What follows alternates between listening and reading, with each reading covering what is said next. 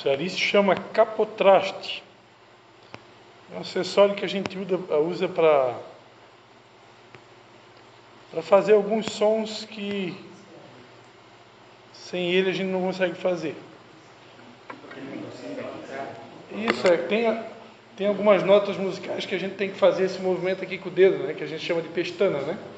Então isso aqui, se a gente ficar fazendo isso aqui o tempo todo, acaba sendo meio desconfortável, né? Então eles inventaram um acessório que faz esse papel sem que a gente precise ficar o tempo todo ali botando o dedo, entendeu? Então é praticidade, né? E essa música que a gente vai cantar usa isso. Por isso que ele está aqui. Mas, amados, boa noite para vocês. Boa noite. Mais uma vez uma alegria estar aqui, né? Parece, pelo que eu estou vendo, minha memória não é aquela Brastemp toda, mas parece que andou aumentando de número aqui, né? Quem são os novos que chegaram aí? Opa, 6 novos, sejam muito bem-vindos, né? Eu me chamo Christian, também conhecido como Pastor Christian. Nós temos um compromisso de uma vez por mês estar sempre aqui. Geralmente é a primeira quinta-feira do mês, mas esse mês eu fiz um câmbio aí com o Júnior, pedi para mudar para hoje, estava com a semana muito sobrecarregada, eu decidi fazer um pit stop na quinta-feira passada, que eu acho que era o único dia que eu ia ter de folga. Por isso a gente mudou, estamos aqui hoje. Nas últimas vezes que eu tenho vindo acompanhado daquele moço que está lá atrás, lá. O nome dele é Jai, né? O Jai, boa noite. O Jai, ele também, ele é ex-dependente químico, né? Então ele tem um testemunho de vida muito forte, né? Ele é membro, inclusive, do AA. Eu, particularmente, não tenho muita experiência nessa área, né? Eu costumo dizer que o meu vício era as namoradinhas, né? Não sei se alguém aqui já teve esse vício. Então esse era o meu vício, né? Embora que eu sou da época que era só do beijinho, beijinho, não tinha o pau. Mas hoje tudo mudou, né? Eu conto no meu testemunho que a primeira vez que eu entrei num motel na vida foi depois de casado, né? Eu e minha esposa nunca tinha entrado no motel, e aí um dia a gente conversando, vamos entrar para ver como é que é lá dentro, o que tem lá? E aí então a gente, por curiosidade, pagamos lá a nossa entrada, né? E fomos fazer uma inspeção no hotel, né? Confesso para vocês que depois que a gente é casado, que a gente tem a nossa própria casa, nossa própria cama, é bem melhor. Mas a curiosidade foi sanada, né? Agora, uma coisa que eu sempre comento com as pessoas quando eu tenho oportunidade, eu tenho um irmão também, nós somos em 4 irmãos, e eu tenho um dos meus irmãos, que chama Leonardo, ele tinha o apelido de Léo Doido. E o Léo, esse foi viciado em cocaína, maconha e outras coisas que eu nem sei tudo, porque a informação não chega pra gente, né? Mas o meu irmão, ele tinha muito problema nessa área. Eu quero um dia trazer ele aqui. Ele agora está viajando, ele está trabalhando numa cidade bem longe de São João Batista. Mas aconteceu uma situação onde o ministério onde eu fui pastor, e sou pastor até o dia de hoje, nós organizávamos um retiro chamado Encontro Face a Face com Deus. E ainda fazemos esse retiro. E o meu irmão, ele precisou passar por uns 2 retiros como esse. E mesmo, que eu me lembro, né? Mesmo passando por uns 2 retiros como esse, num primeiro momento, ele não conseguiu deixar da droga. E eu me lembro como fosse hoje, né? Pessoas condenando ele, pessoas apunhalando ele pelas costas, pessoas criticando esse tal de encontro com Deus, né?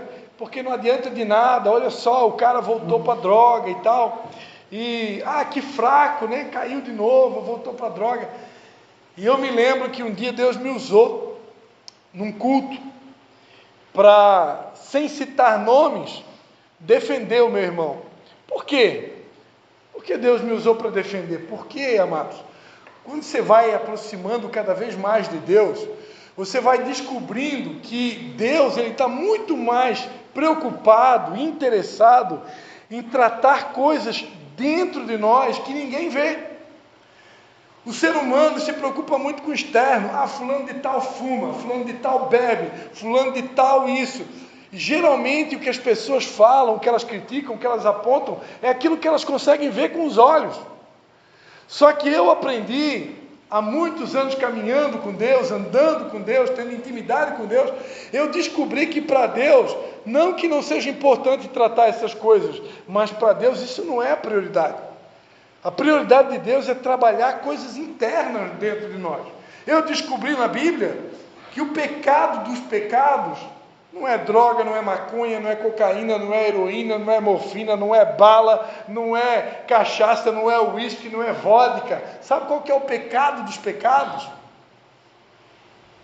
Se chama orgulho. A Bíblia Sagrada diz que tinha um anjo, querubim da guarda. O cara era o cara.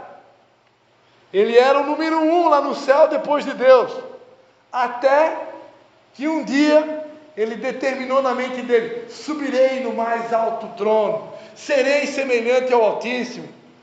Agora Deus está pensando o quê? Eu também sou bom, é só ele que acha que tem poder? É só ele que acha que pode fazer e tal? Eu também posso. E quando ele achou que ele podia tomar o lugar de Deus, quando ele achou que ele era o cara, Deus pegou e expulsou ele do paraíso. E a Bíblia Sagrada diz que 1/3 das estrelas da alva, ou dos anjos do céu, que decidiram segui-lo, caíram juntamente com ele aqui na terra. E esses anjos caídos aqui na terra, nós chamamos de demônios, também conhecidos como espíritos malignos, que a Bíblia diz em 1 Pedro 5,8, que andam ao nosso derredor, rugindo como leão, buscando uma brechinha, buscando um pecado, uma falta, um desvio de caráter. Para quê? Para entrar na nossa vida. Para quê? Roubar, matar e destruir. Então, amados, a mesma estratégia ele usou com Adão e Eva, o primeiro casal que Deus criou aqui na terra. Eu já preguei sobre isso aqui no Desafio Jovem, né? Satanás perguntou para Eva: o que Deus mesmo falou? É verdade que se você comer da árvore do conhecimento do bem e do mal, vai dar B.O.? E aí Satanás disse para ela: não é bem assim. Você sabe que você comendo, você vai ser igual a Deus. Olha a estratégia dele: você vai ser igual a Deus. O diabo, da mesma forma que ele caiu lá do céu, ele usou a mesma estratégia para derrubar Eva e Adão, o primeiro casal que Deus criou lá no Jardim do Éden. O ser igual a Deus. Amados, Deus nunca pediu para a gente ser igual a Deus.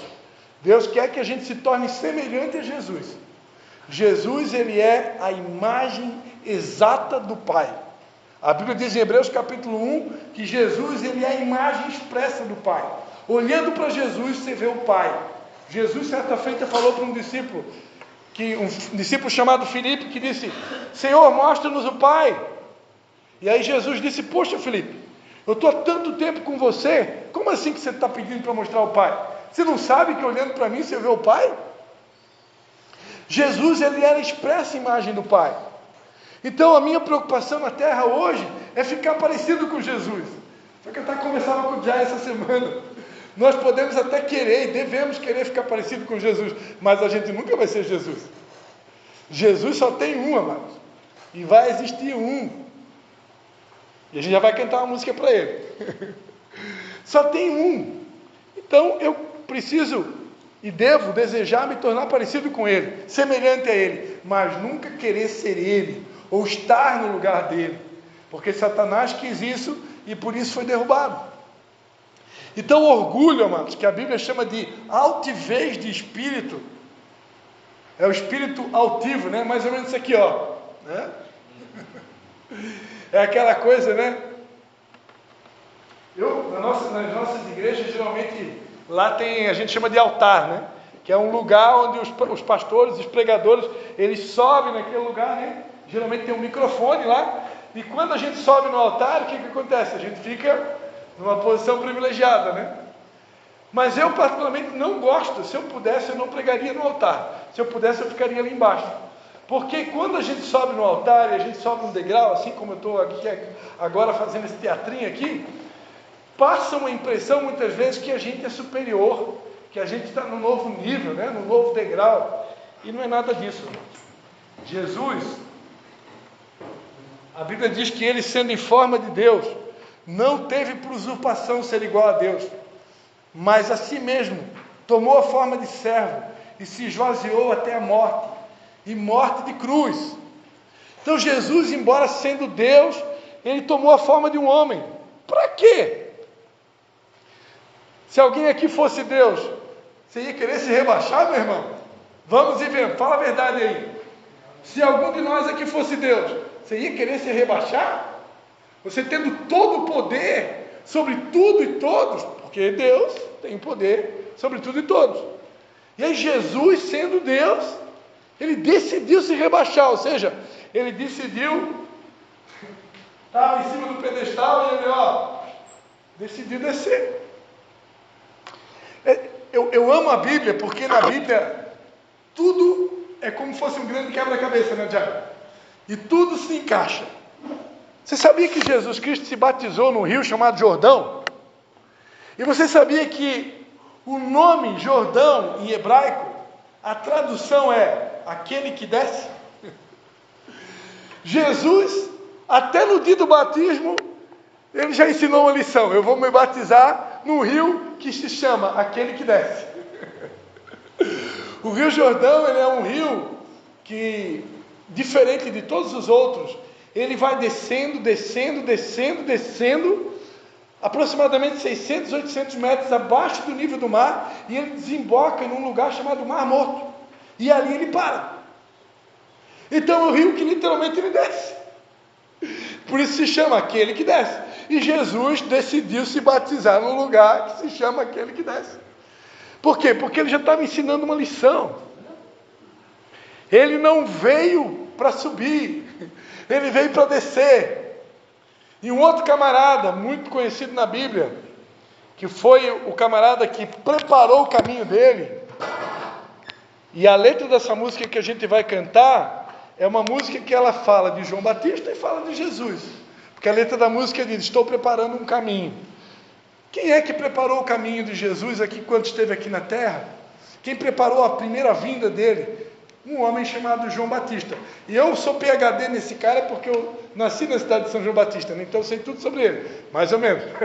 Mas João Batista, a exemplo de Jesus, quando Jesus começou o ministério dele, João Batista teve o privilégio de batizar Jesus, e aí João Batista, ele largou uma frase: agora é necessário que ele cresça e que eu diminua. Porque... Oi? Ele era primo de Jesus, exatamente. Por quê? Porque João Batista disse assim: porque ele é o noivo, e eu sou apenas amigo do noivo. Então o amigo tinha uma responsabilidade e um papel: preparar o caminho do noivo. Ele terminou a missão dele, então agora a minha missão está completa, então agora ele vai subir e eu vou descer. Então, amados, eu fiz toda essa introdução, dirigido pelo Espírito Santo, é claro, né? Só para dizer para vocês que, para Deus, o mais importante não é o que aparece. Para Deus, o mais importante é o que Ele vê dentro de nós. Então, alguns de vocês aqui já foram julgados, criticados, desprezados. Por quê? O fulano de tal, que não consegue vencer aquele negocinho. Desse tamanhinho aqui, né? Pedrinha de crack, né? Desse tamanhinho e eu não consigo vencer. E aí vem as humilhações, né?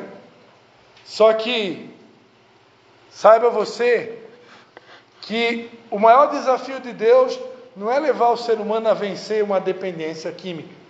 O maior desafio de Deus é convencer o homem que ele sem Deus não é nada, e que Deus sem o homem continua sendo Deus. O maior desafio de Deus é quebrar o nosso coração de pedra e nos dar um coração de carne, um coração que reconheça que precisa dele. Porque se vocês, nesse tempo que estão aqui, aprenderem que precisam dele, queridos, quando vocês saírem daqui, lá fora mais nada domina você. Porque quando eu reconheço que eu dependo dele, que eu preciso dele, ele me dá uma força sobrenatural para vencer qualquer coisa. Qualquer coisa. Tem um homem na Bíblia chamado São Paulo, que ele disse: eu posso todas as coisas naquele que me fortalece. Em outras palavras, ele está dizendo: ó, com a força que eu ganho dele, com a força que eu recebo dele, não tem nada difícil para mim. Não tem nada que eu não possa vencer. Não tem um obstáculo que eu não possa superar. Mas Paulo sabia que a força não vinha dele, a força vinha do Senhor. Paulo sabia que ele sem Deus não podia nada, mas com Deus ele podia tudo. Como disse um salmista chamado Davi: com Deus eu desbarato muralhas, eu venço exércitos. Então, amados, se eu não falasse mais nada a partir de hoje, tenho certeza que eu já tinha plantado uma semente aqui. Se nós conseguimos vencer esse gigante, o restante, irmãos, o restante é fichinha. Porque esse aí é tão grave, o danado do orgulho, é tão grave esse pecado, que a Bíblia chega a dizer que Deus resiste ao soberbo. A pessoa que é orgulhosa, Deus resiste. Provavelmente nós já fomos resistidos por Deus algumas vezes, né, Diago? Por quê? Porque quando a gente se engrandece, em vez de descer, Deus, ele simplesmente nos ignora. Deus faz silêncio. Deus se cala. Deus não responde às nossas orações. Parece que tudo fica estéril. Por quê? É Deus dizendo: ó, está faltando oração, está faltando dobrar joelho, está faltando me buscar mais, e reconhecer que é comigo o negócio, não é na força do teu braço, não é com a tua sabedoria, não é com o teu conhecimento, não é com a tua inteligência, é com o poder que vem de mim, é com a sabedoria que vem de mim, é com as ideias que eu vou te dar, é com a sabedoria que eu vou te dar. Só que isso, amado, para ganhar, para conseguir, só tem um jeito: tem que me humilhar debaixo da potente mão dele. Eu tenho que ir para o joelho, em outras palavras, né? E dizer: Senhor, me ajuda. Deus, me ajuda. E é isso que Deus espera, amados. Nesse tempo que vocês vão passar aqui, que vocês aprendam, reconheçam isso, que precisam da ajuda dele.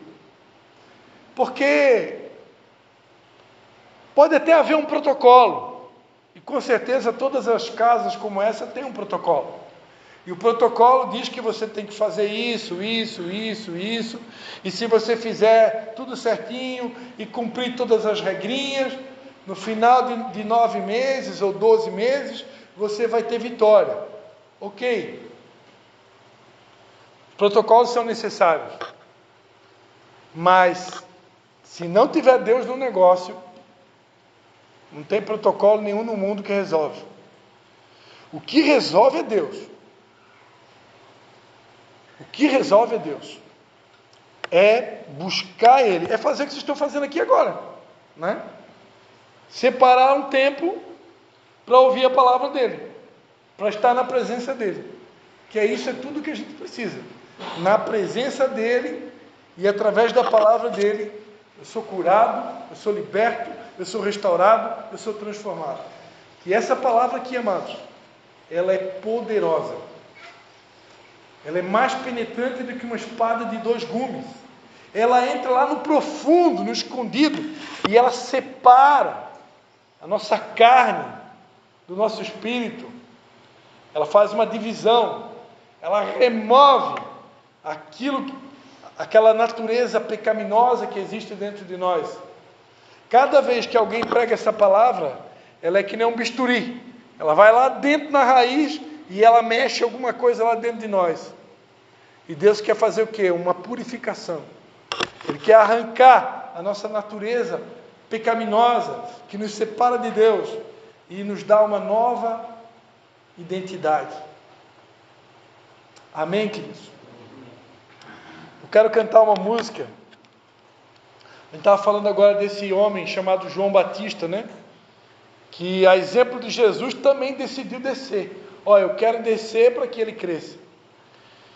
E foi feita uma música, né, que se tornou muito conhecida aqui no Brasil, nesse ano de 2025. O nome da música é Ele. E a letra da música, eu não sei se alguém aqui já ouviu, já cantaram aqui. A música lá fora está famosa. A música diz assim, ó: estou preparando um caminho, endireitando as veredas, cada vez mais diminuindo, porque importa que ele cresça. Nele o meu prazer está. Eu não sou digno de desatar as suas sandálias. Essa foi uma frase de João Batista. Tem versões bíblicas que dizem, eu não sou digno de desamarrar, ou melhor dizendo, de carregar as suas sandálias. Nele a minha vida está, e eu caminho com a certeza de que ele virá.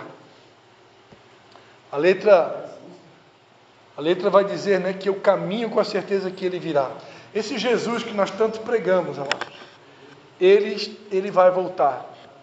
Ele vai voltar para buscar uma igreja, não é a igreja batista, Assembleia de Deus, católica, quadrangular, metodista, presbiteriana, universal. Não é essa igreja aí. Ele vem buscar um povo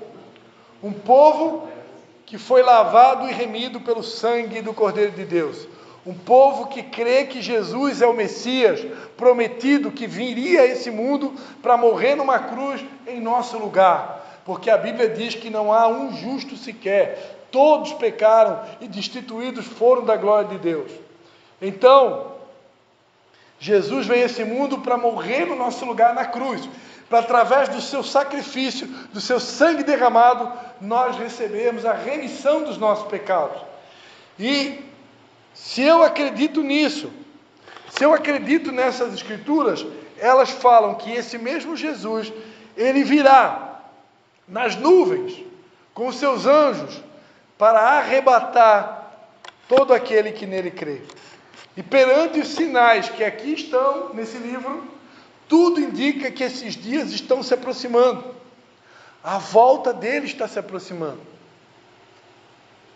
E eu pergunto, se ele viesse hoje, será que todos vocês estão preparados para subir? Será que eu estou preparado? Se ele chegasse hoje, nessa madrugada, será que nós subiríamos com ele? Então a letra dessa música fala sobre isso. Ele virá, soberano em poder. Ele virá e o governo está nele. Ele traz consigo a sua recompensa. A Bíblia diz em Apocalipse, capítulo de número 22, versículo 12: eis que cedo venho, e a minha recompensa está comigo, para dar a cada um segundo a sua obra. Eu sou o Alfa e o Ômega, o primeiro e o último, o princípio e o fim. Amados, a maior recompensa que Jesus tem para nos dar se chama vida eterna.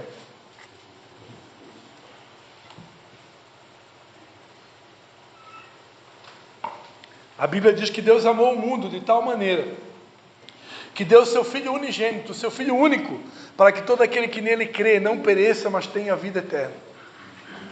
A maior recompensa que ele tem para nos dar se chama a vida eterna. O ser humano passa a vida inteira matando, roubando, se prostituindo, adulterando, se corrompendo por causa do bendito do dinheiro. Mas dinheiro não salva ninguém. O que salva o ser humano, pelo contrário, né? O amor ao dinheiro faz um monte de gente se perder, né? O que salva o ser humano é Jesus através do seu sangue. Então que nessa noite nós possamos novamente, aqueles que ainda não entregaram a sua vida para Ele, você vai ter a oportunidade de entregar. E aqueles que já estão com Ele, você vai ter mais uma oportunidade de renovar o seu compromisso com Ele. Mas antes a gente vai estar cantando uma música. Está cantando essa música agora. Se quiser ficar de pé, pode ficar de pé. Se quiser ficar sentado, fica sentado. Que fala sobre essa verdade, sobre essa necessidade de diminuir para que Ele cresça.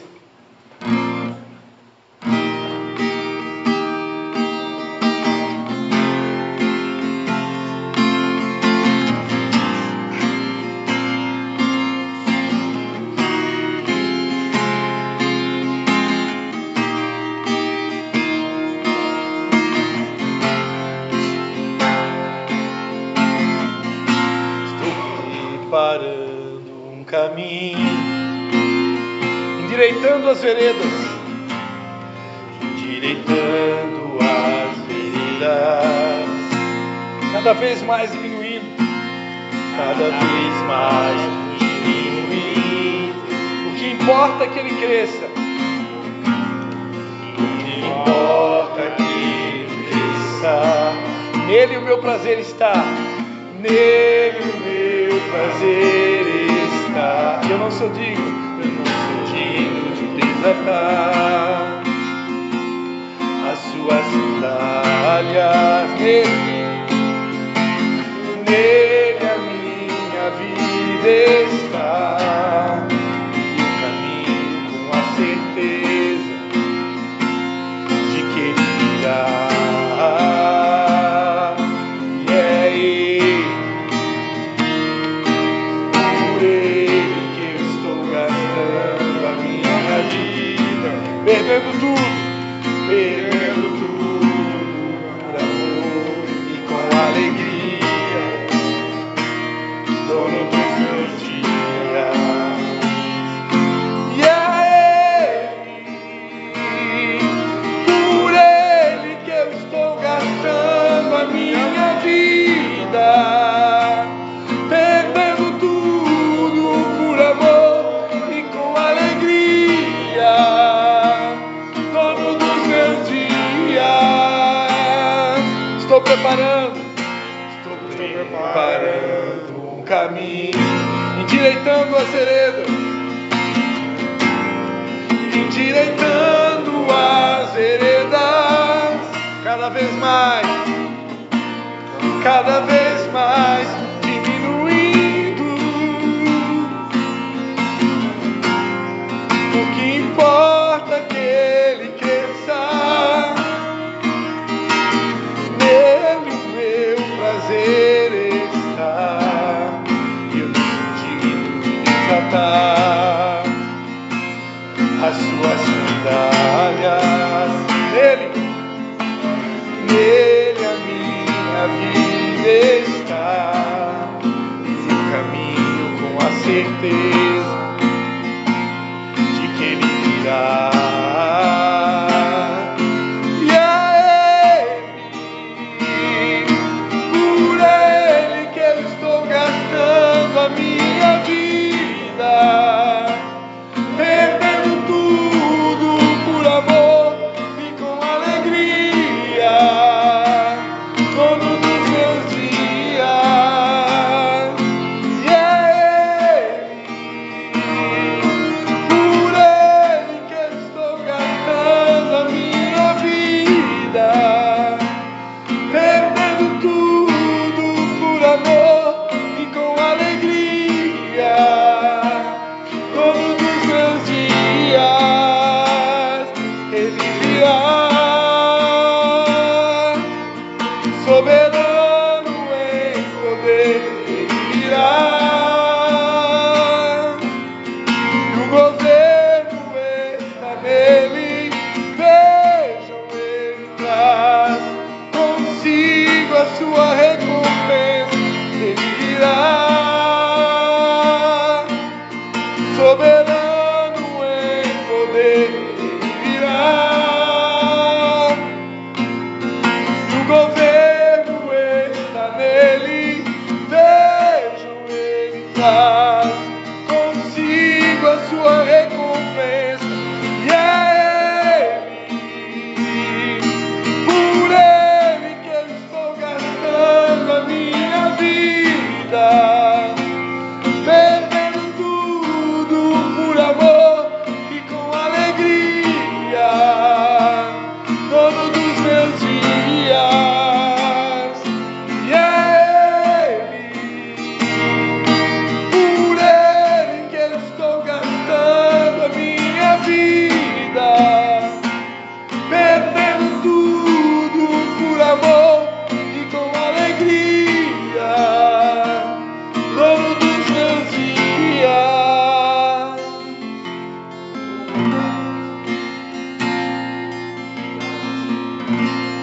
Você pode aplaudir a ele.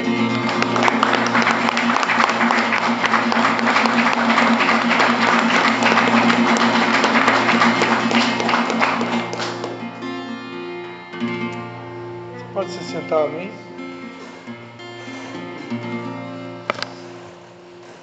Uma vez, Deus deu para minha esposa uma ilustração, né? A nossa vida é como uma vela. A vela, para poder cumprir o seu propósito, ela precisa queimar e se desgastar, e se desgastar e queimar, até a morte. E assim é as nossas vidas. A letra da música diz, né? Me gastando, perdendo tudo, sofrendo, passando por qualquer tipo de adversidade que precisar, a fim de que possamos conhecer a Ele, para poder ser um instrumento nas mãos dEle, de preparação do caminho, para aqueles que ainda não o conhecem. A Bíblia diz em Atos dos Apóstolos, que nenhum outro nome há dado nos céus e na terra, em que possamos ser salvos. Só existe salvação em Jesus.